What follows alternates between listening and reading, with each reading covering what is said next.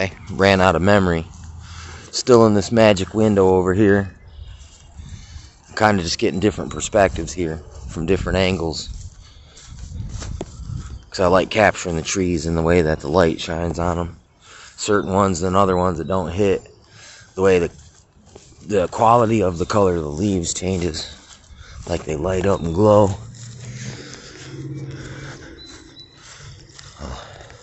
Pretty soon the bats will be coming out.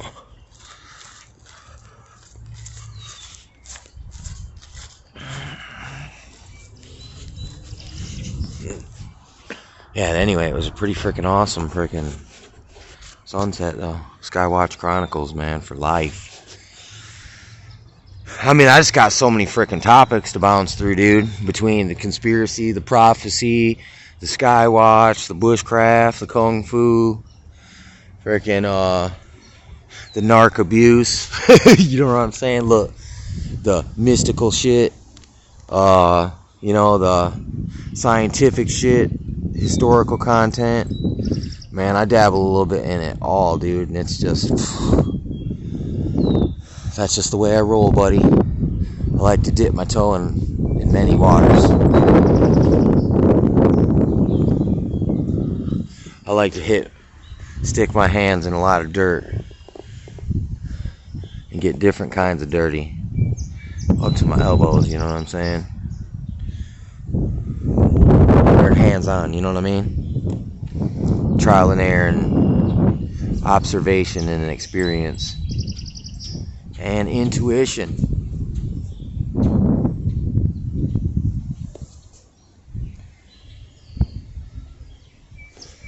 Anyway, this is freaking excellent, dude. I just got excellent therapy today. I mean, it was just the most beautiful of scenic scenery, of just most tranquil, peaceful, like just straight flowing with life and just coolness.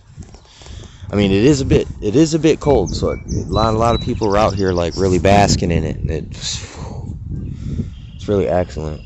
It really uplifts my spirits and my morale.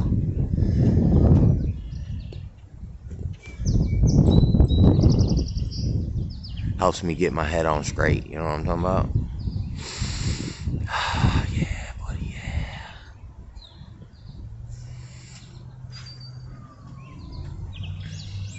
yeah. Just kind of like to sit back, you know, and just absorb it.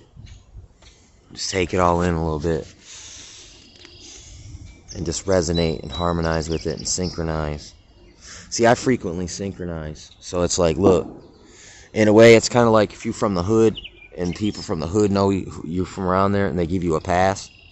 It's like a lot of the animals are starting to seem like they give me a pass around here. Like, oh, we know him. And they just go back to what they're doing. But, you know, hey, if you startle any wild animal, they all universally run. Unless you get some freaking territorial violent ones at a certain time of year when their mating chemicals are really fired up, then sometimes they'll attack you.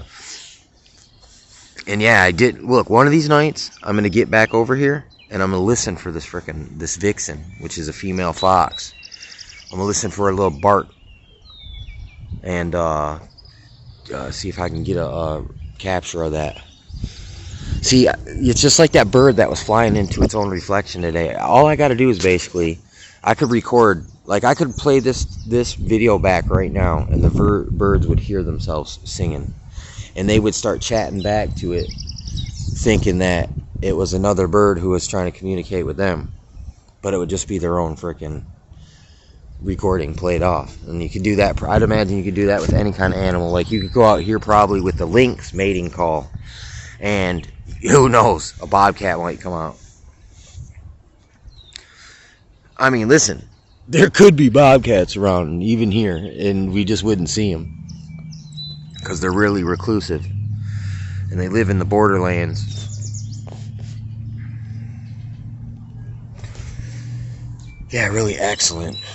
I mean, this portion of the sky right there almost looks, it has a quality of back when we used to go to movie theaters and a projector, like the big screen that they project the movie on. It almost looks like that, like a template overlaid across the blue sky. And somehow they're using the sun to like cause it, man. It's weird, really weird. They're like creating like a top over the top of the sun. Like, look. And that, like I said, I think that refracts the angle of the light, and potentially, you know, you could have some effects with that, like blinding enemy soldiers down the horizon, like in tanks and in freaking like ships and planes and stuff like that, potentially, or infantry.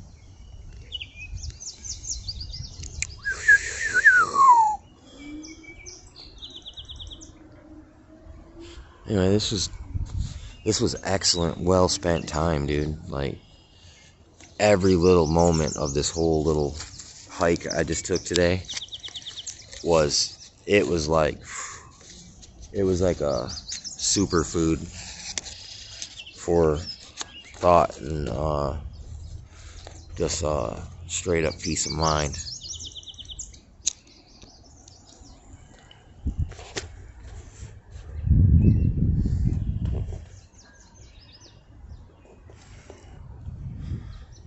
It's like, you know, I was just standing back watching the show, and, you know, that nature was providing, that was putting on. I mean, every little creature is a little thing running its program. It's acting according to its design, and it's functioning in its natural, almost natural state, semi-natural state, because of our interventions in many different venues and arenas. It's becoming less natural, but look, you can see they're still functioning and flowing and having a symbiosis and a synchrotronic relationship. And it's awesome that I see that my intuition is leading me to these little events, just like randomly. So it's like I'm really in tune with the animal internet of things, and it's pretty dope. It's a good feeling. It's very rewarding. It makes life definitely way more interesting. And like, look, there are little small surprises waiting around every little corner, and little lessons and observations and new details to glean, and more spiritual downloads. I mean, out here in a place like this without no distractions and people shooting negative vibes at you, you can hear in the spirit a lot better. Like, you can get in touch with that joy, and that's one of the highest forms of worship, is actually walking in joy and in appreciation and thanksgiving to the Creator, to our Father God who art in heaven. And you should know the rest of that one. And, you know, it's like, look, by the thought, it's bearing remembrance to that stuff in your, you know, it's kind of worship. It's paying homage, respect, reverence, staying true to the roots, and loving the leaves and the fruits. You know what I'm talking about?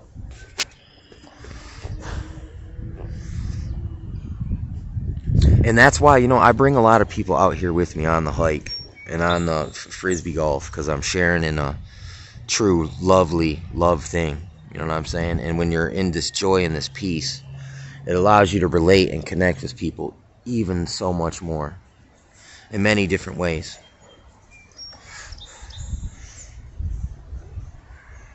I mean, that's making a very crazy looking little kind of almost sky event. This is a semi-sky event right here. I haven't seen this exact one.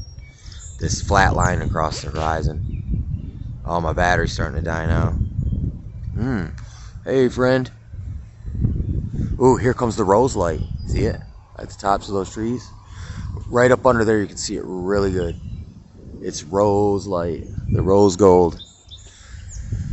Yeah, see?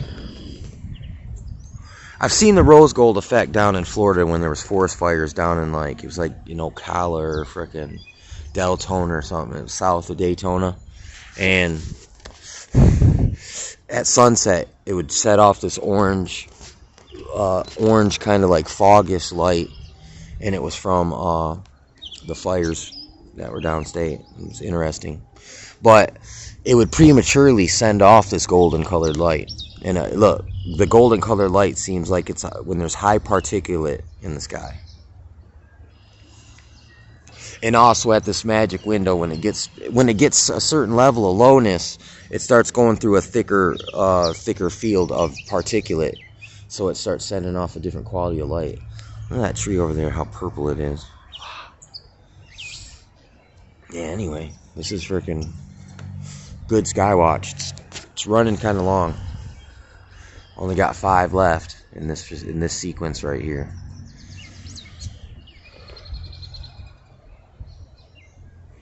I might just cut it now and then frickin' wait a few minutes for a little more progression and then see if any more remarkable displays transpire. You know what I'm saying? But anyway, Skywatch Chronicles over and out, buddy. Skywatch Chronicles for life.